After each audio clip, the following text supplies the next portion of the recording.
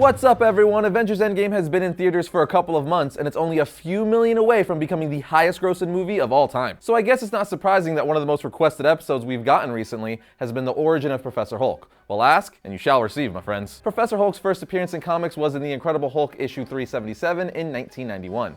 And we get his origin story in the same issue. Now, at that time, Marvel had two prominent Hulks in comics: the Grey Hulk, aka Joe Fixit, and the Savage Green Hulk everyone is so familiar with. Both of which are different incarnations and personas of the Gamma monster made up in Banner's subconscious, as he suffers from MPD, or multiple personality disorder. In fact, the Grey Hulk is the original Hulk introduced to us in The Incredible Hulk issue 1 back in 1962. He's smarter than the normal Savage Hulk and represents the not-so-nice side of Banner. He's basically the douchebag side of Banner that he was scared to let out. So this Hulk is tricky, manipulative, and shows little to no concern for others. Like the normal Hulk, he gets stronger the madder he gets, but because he's a little more intelligent, it takes a lot more for him to lose control enough to reach a level of strength comparable to Savage Hulk. And speaking of Savage Hulk, like many of you, he's my favorite incarnation of the Hulk. I guess you can call me a Hulk purist. Anyway, I wanted to touch on those two Hulks briefly, as they are key to the Professor Hulk's origin, which goes as follows. At the beginning of Hulk 377, we see that friend of Banner, Doc Samson, has put him in a hypnotic state, so he can go inside his mind and talk to both of Banner's Hulk personas, because both Hulks were desperately fighting for control over Banner, and it was destroying him. But not shockingly, the two Hulks almost immediately start trying to fight each other,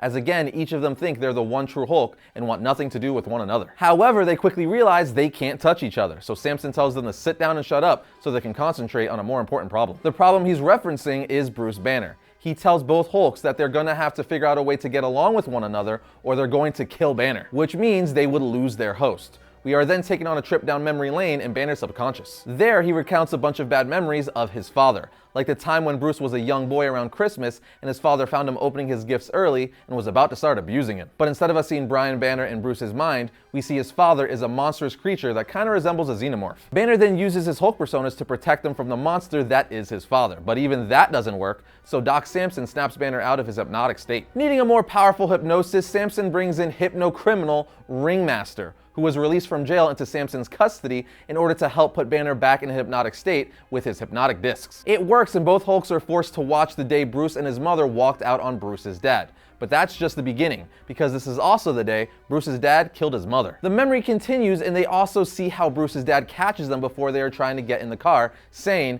"It's not over until I say it is." And then he smashes his wife's head into the pavement, killing her. But of course, we see the monster doing this, as that's how Bruce envisions his father. And for a good reason. We then see Bruce yell at his younger self for not showing any emotion while kneeling next to his mom's dead body. But young Bruce says, "Emotions are bad. It hurts people." This beat in the book is really awesome because it shows how Bruce has had problems dealing with his emotions ever since he was a young boy, as he was taught to keep everything locked inside. Towards the end of the book, when Bruce finally starts to come to terms with the emotions relating to his mother's death and gives into them, we see the monster starting to shrink and turn into his father. But that form even crumbles away, only to reveal his mother. She then tells the two Hulks, "My darling boys, it's over. He needs you now. No more fighting." The two Hulk personas listen to her and merge into one, entering Bruce's psyche. Bruce then shoots up from his hypnotic state, screaming, "Mother, what's happening?" as he starts transforming. We then see him entering the waiting room where his wife Betty is waiting for him, and he says, "Honey, I'm home," revealing to us for the very first time Professor Hulk. Now, in Bruce's mind, Professor Hulk is the combination of Bruce,